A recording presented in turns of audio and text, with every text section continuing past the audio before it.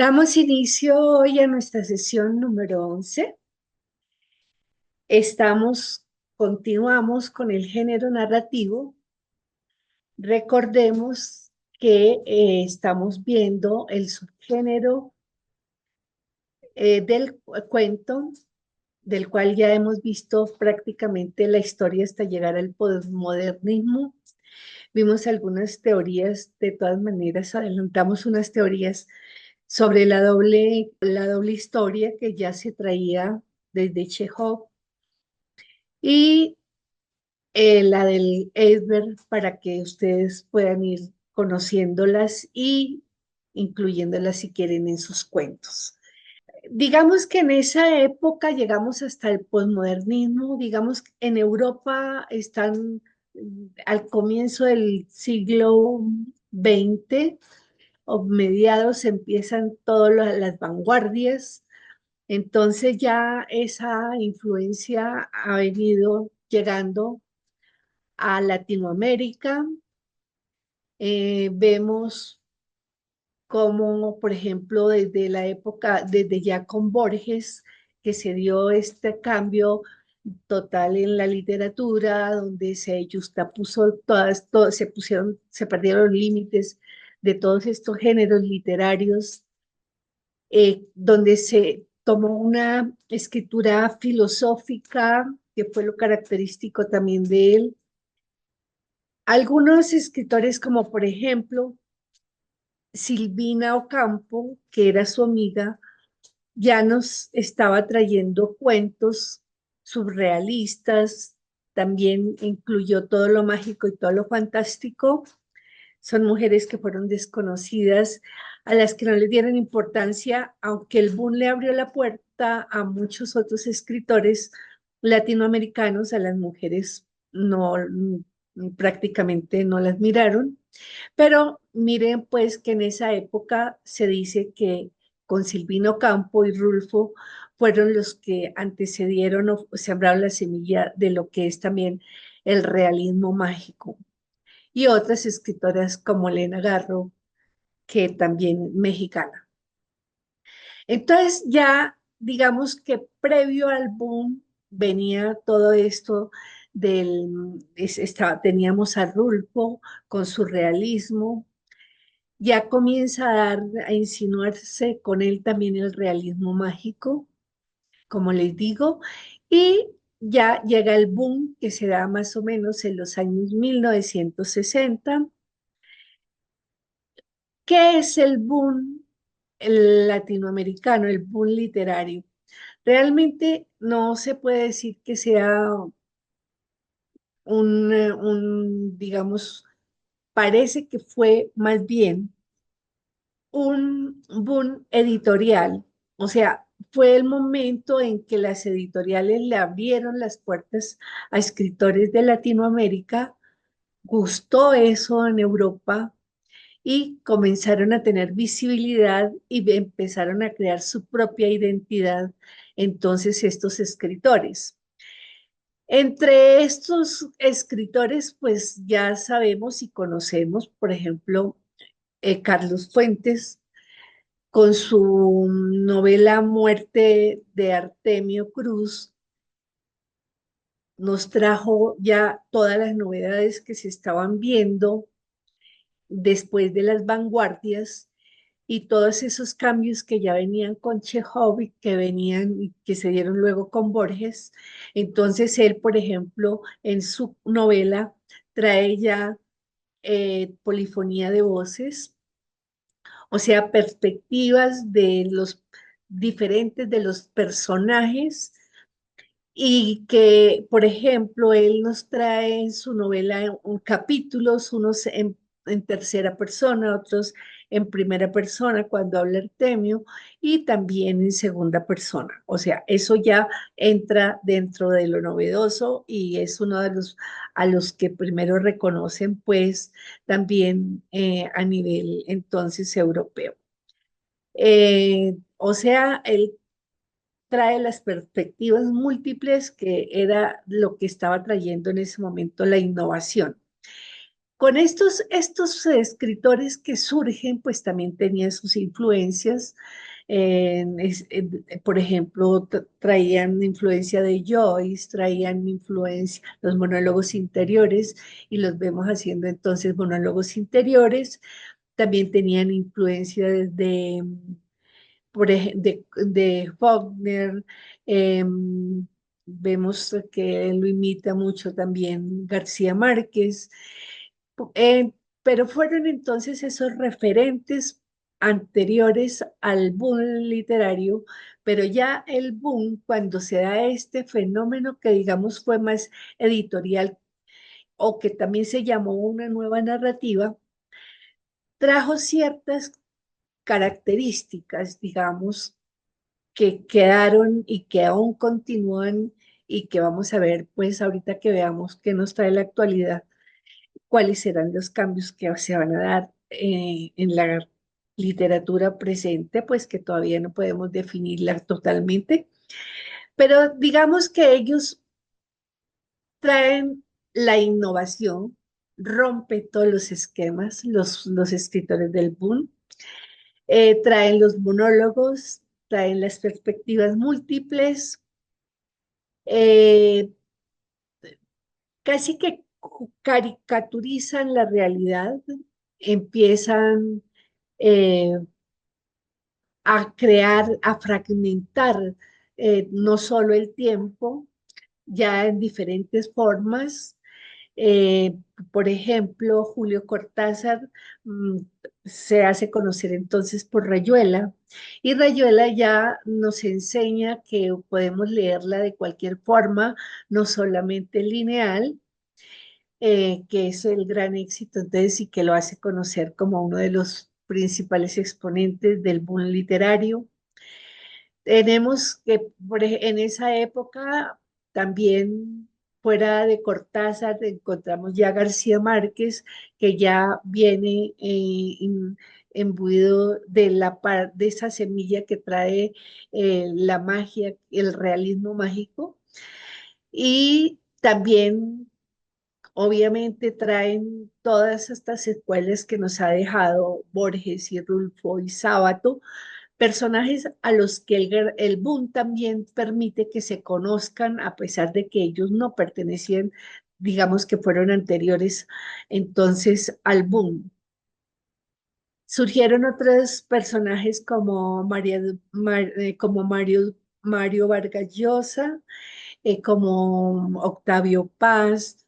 Bueno, todos estos escritores que rompieron entonces con todo lo que se traía, que traían unos temas ya regionales diferentes, porque en esa época estábamos frente a la Guerra Fría, se estaban dando las dictaduras de Pinochet, se había dado entonces la Revolución Cubana, y todo eso generaba en los escritores una mentalidad diferente y un género muy específico, relacionado entonces con buscar la identidad de sus propias regiones.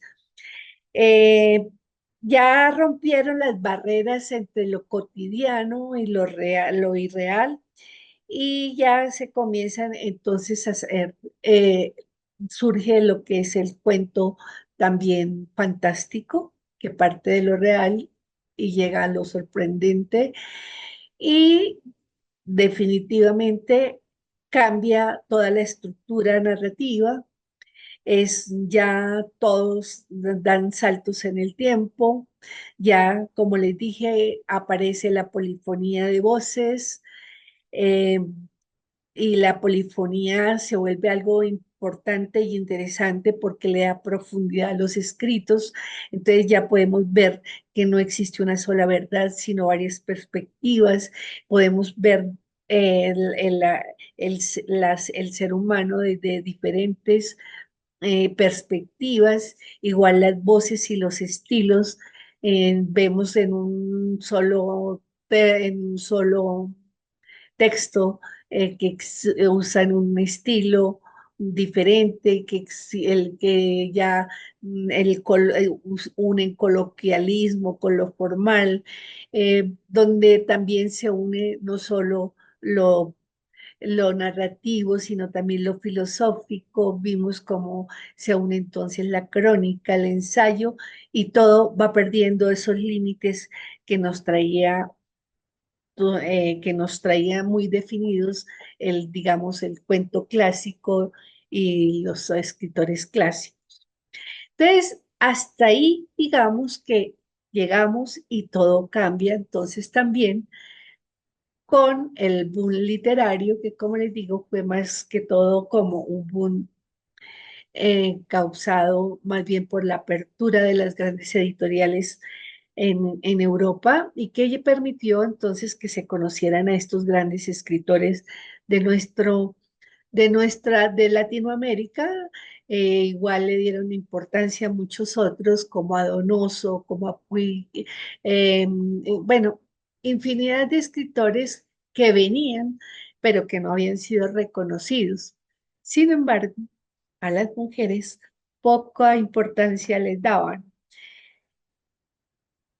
Sin embargo, muchas de las mujeres, digamos, que estuvieron ahí presentes y fueron bien importantes en esa época, como le dije, Silvino Campo, que si bien no vino con el boom latinoamericano y fue, digamos, contemporánea con Borges, fue una de las primeras que trajo sus textos.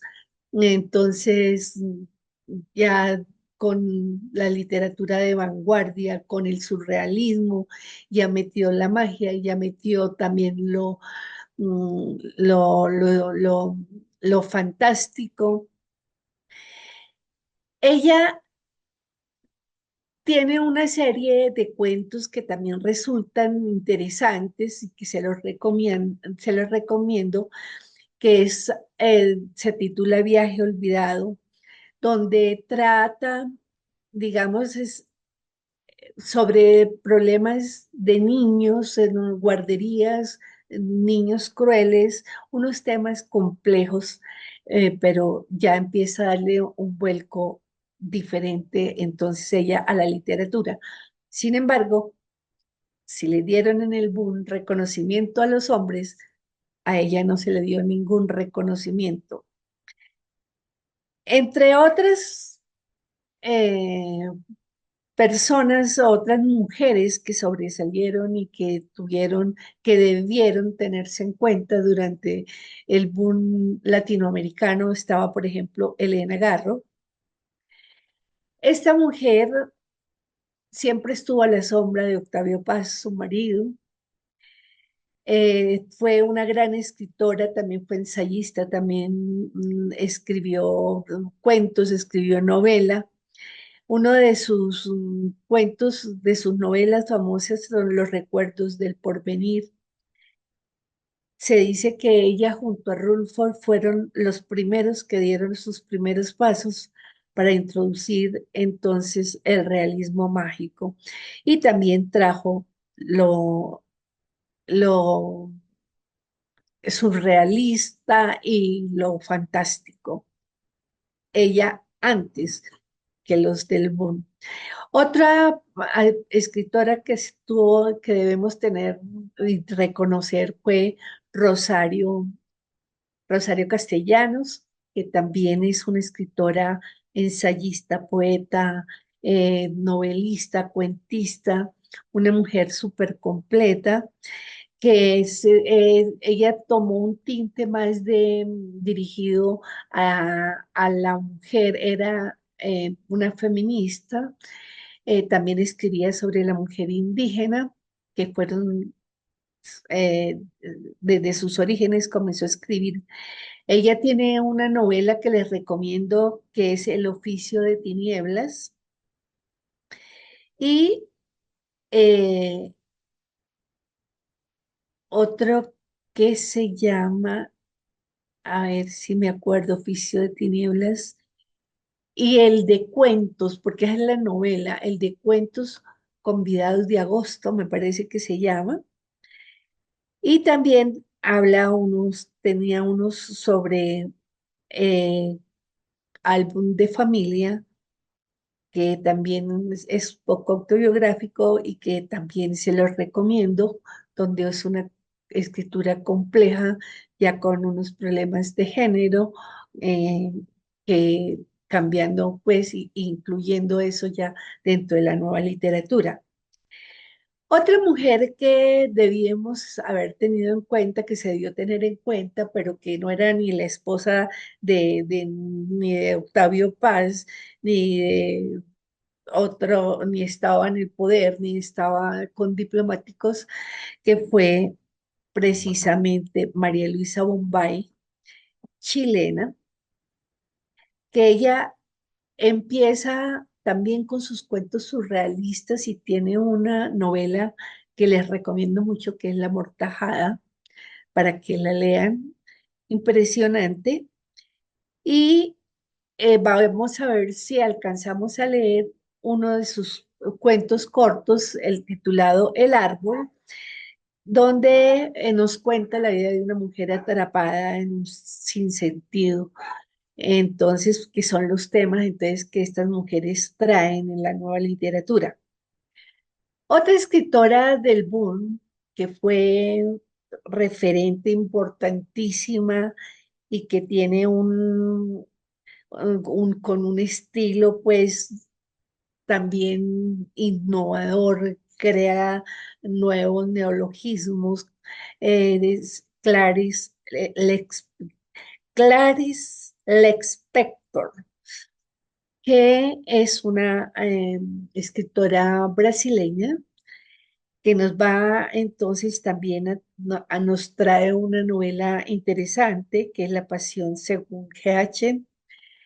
Y otro como la Legión extranjera, me parece que se llama, y también una serie de cuentos increíbles. Les voy a mandar a ustedes el de uno de los más sencillos de sus cuentos, que son también muy complejos.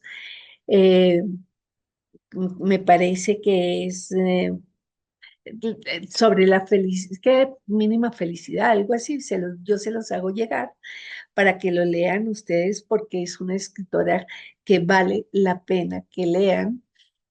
Y digamos que en Colombia, otra persona que debían haberle hecho algún reconocimiento y que formó parte de estos eh, escritores caribeños, como García Márquez, fue del grupo de García Márquez, que fue Marvel Moreno, que también ganó un premio de novela y además porque tuvo una trayectoria muy corta en la literatura y dejó un libro interesante de cuentos, que vamos a ver si yo se los hago llegar entonces para que ustedes sí tengan en cuenta a estas mujeres de la literatura del boom latinoamericano y que vale la pena entonces leer.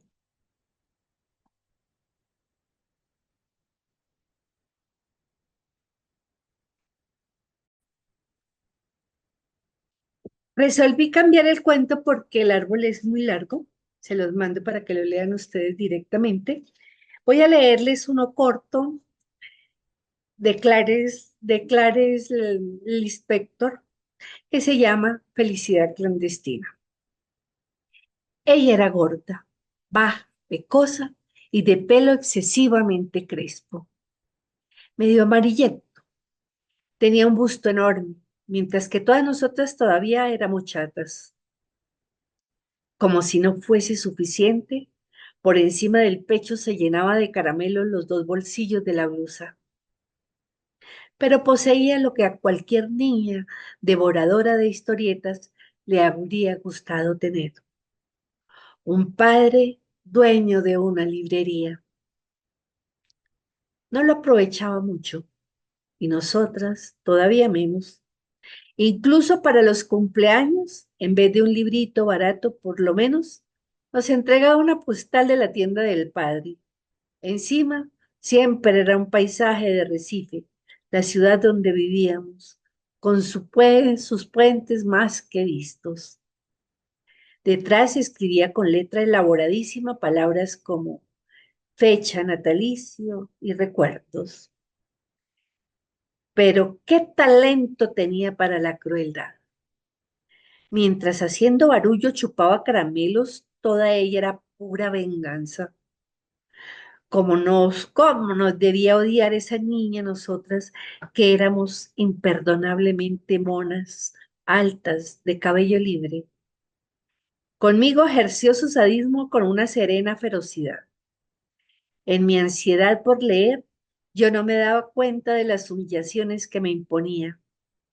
Seguía pidiéndole prestado los libros que a ella no le interesaban. Llegó hasta que llegó el día, Magno, de empezar a infligirme una tortura china. Como al pasar me informó que tenía las travesuras de Narcita de Monteiro Lobato, era un libro gordo, válgame Dios, era un libro para quedarse a vivir con él, para comer, para dormir con él, y totalmente por encima de mis posibilidades. Me dijo que si al día siguiente pasaba por la casa de ella, me lo prestaría. Hasta el día siguiente, de alegría, yo estuve transformada en la misma esperanza. No vivía, flotaba lentamente en un mar suave. Las olas me transportaban de lado a otro, de un lado a otro, literalmente corriendo. Al día siguiente fue a su casa. No vivía en un apartamento como yo, sino en una casa. No me hizo pasar. Con la mirada fija en la mía, me dijo que le había prestado el libro a otra niña y que volviera a buscarlo al día siguiente. Boquiabierta, yo me fui despacio, pero al poco rato la esperanza había vuelto a apoderarse de mí por completo y ya caminaba por las calles a saltos, que era mi manera extraña de caminar por las calles de Recife. Esa vez no me caí. Me guiaba la promesa del libro. Llegaría al día siguiente, los siguientes serían después mi vida entera. Me esperaba el amor por el mundo y no me caía una sola vez. No me caí una sola vez. Pero las cosas no fueron tan sencillas.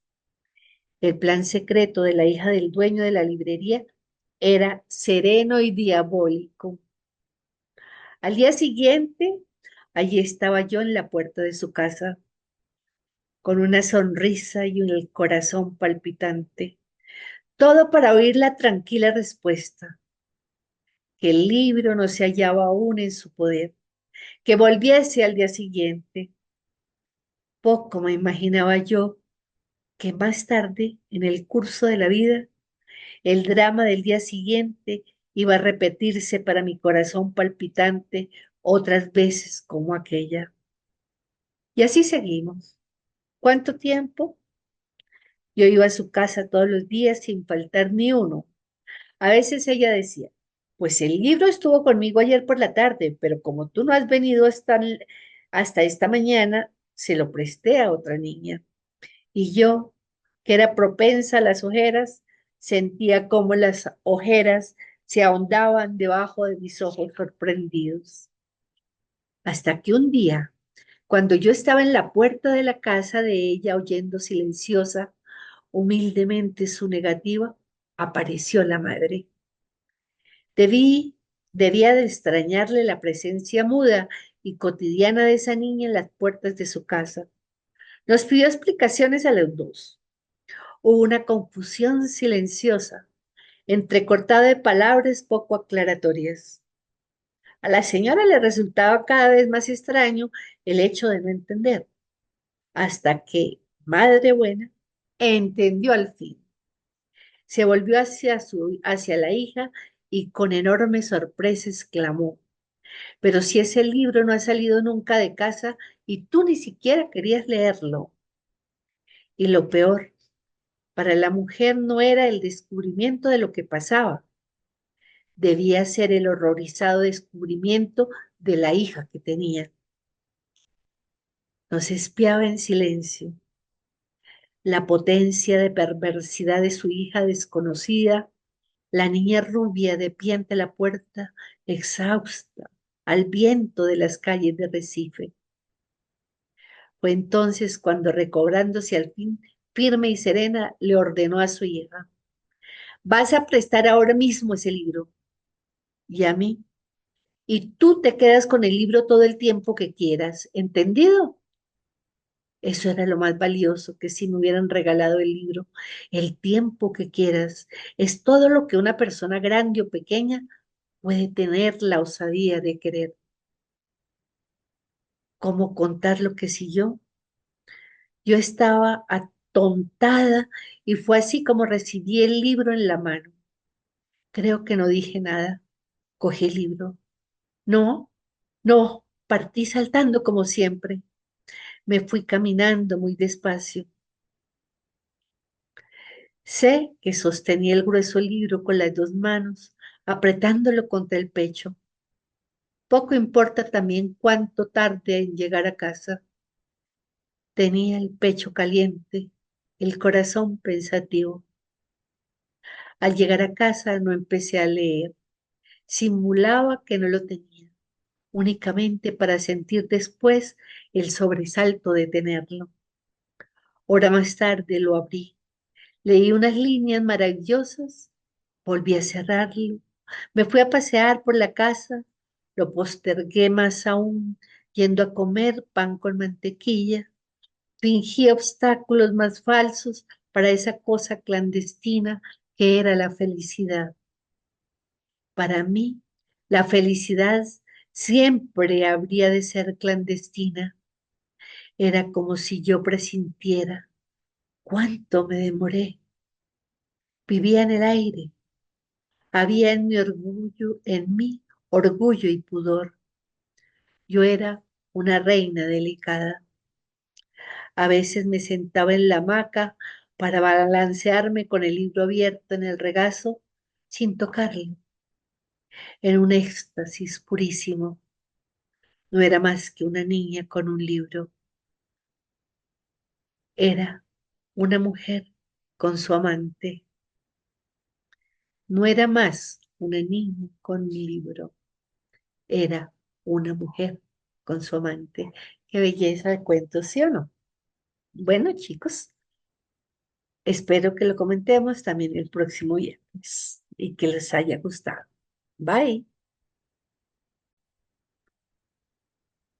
Bueno, y para terminar, digamos que vamos a ver de de la narrativa, para terminar lo que es el cuento, en que estamos en la actualidad.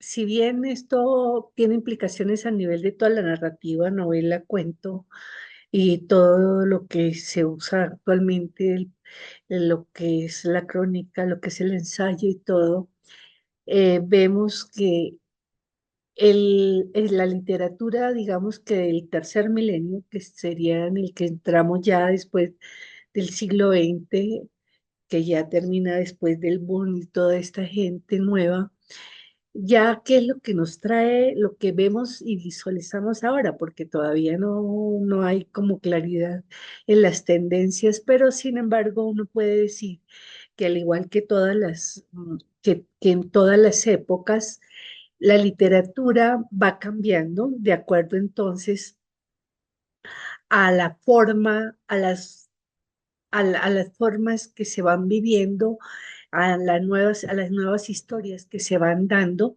Y vemos, por ejemplo, que continúan algunas cosas. En la actualidad vemos que se perdieron todas las fronteras, digamos, de los géneros literarios. Entonces ya como que esos cánones clásicos todos desaparecieron. Hoy se puede escribir y revolver todo con todo. La nueva literatura obviamente trae una temática nueva, que es la que nos trae, la que nos hace conocer la globalización y la digitalización, que nos cambia el chip por completo. Vemos que de esas temáticas, de esas novelas largas y de esos cuentos, ya pasamos a lo breve, que es lo que se está haciendo más en este milenio también. Pues se sigue haciendo de todo, pero son las cosas nuevas que surgen, pues que si bien venían de antes, se le está haciendo más énfasis en este mundo globalizado. Eh, Se toman fenómenos culturales de la época, son los que se tienen en cuenta para escribir. Entonces vemos que hay nuevos sujetos sociales que también eh, se incluye en los personajes nuevos espacios, nuevas fronteras, ya la temática cambia, vemos que en las grandes narrativas entonces cambia también el espacio. Por ejemplo, aquí el auge que vemos es también de la ciencia ficción, porque con la globalización nos va llevando y nos va mostrando todos los adelantos tecnológicos y eso hace que la gente empiece a escribir sobre lo que puede percibir que será el futuro y hacer todas estas distopías o utopías o las ocronías, todo lo que tiene con relación a esto que se puede visualizar en esta época con la globalización.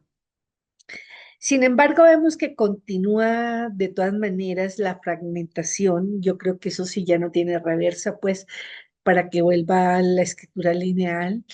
Lo que pasa es que ya deja de experimentarse tanto y ya se busca una, una escritura más sencilla y más fácil, más accesible a todos los lectores. Ya se deja esa complejidad que traía, es lo que estoy viendo. También nos está trayendo, de todas maneras, continúa teniendo parodia, teniendo metaficción, teniendo pastiche, mm, todo lo que nos traía la literatura anterior que vimos y que nos dejó desde Borges. Eh, con la crisis de identidad actual, entonces vemos que surge esta literatura los que llaman de care, de la LGTB, que llaman de los gays, toda esta literatura nueva que tiene problemas de género y que también nos hace cambiar la visión y que se incluye no solo en la narrativa, sino también en poesía, también en ensayos, también en todo en toda la narrativa actual. La temática pues va cambiando, obviamente. Vemos que por las guerras está el problema de la inmigración, está pues esa angustia que generan las guerras. Vemos el desasosiego que causa, son temáticas que se traen actualmente, trae el desconcierto a nivel del medio ambiente, vemos todo lo que puede afectarnos ahora, todo es objeto entonces de la nueva narrativa, que es una narrativa realista, pero con una realidad diferente, obviamente, de acuerdo a la época. Y vamos a ver entonces en qué termina. Por ahora, pues eso es lo que se visualiza y hay grandes escritores que siguen haciendo experimentación, que nos están mostrando complejidad en todo lo que escriben, impresionante, donde toca leer una obra dos, tres veces para poder medio entenderla, pero también vemos que se va aligerando la carga y que todo vuelve a ser como más fácil para el lector, como que también la anécdota vuelve a ser importante, ya no es tanto la forma, también las estructuras igual cambiaron, las estructuras narrativas, pero continuarán por mucho tiempo, pues como están actualmente. Entonces, ya teniendo claro que eso es a lo que llegamos en el cuento, donde hoy también vemos que la literatura de género y todo lo de la mujer es importante, las mujeres comienzan a tener auge en la literatura y de hecho hay grandes escritoras que vamos a tratar de ver algunas. Vemos hasta aquí entonces lo que tiene que ver con el cuento.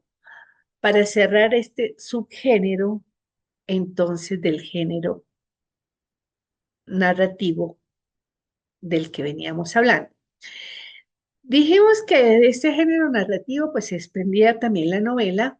Vamos a dejarla para después porque la idea es que ustedes comiencen desde la primera clase a plantearse ya una novela, si vamos a hacerlo en el segundo semestre.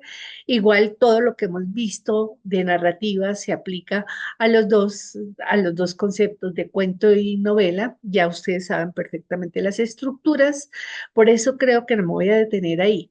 Ya para entrar en un nuevo tema, vamos a empezar a ver entonces eh, lo breve, el cuento, los minicuentos, la minificción y toda esta textualidad breve que trae la globalización y que traen las redes y que nos atropella todos los días con cantidad de cuestiones filosóficas, con cuestiones absurdas, con la cantidad de temas que podemos visualizar caben dentro de esta estructura narrativa minimalista, que también resulta interesante y que vamos a tratar de ver entonces en las próximas clases para terminar el ciclo, digamos, del género narrativo. Lo dejamos hasta ahí y pasamos luego a lo que es la poesía, que quiero hacerles un recuento también para que ustedes, una evolución de la poesía,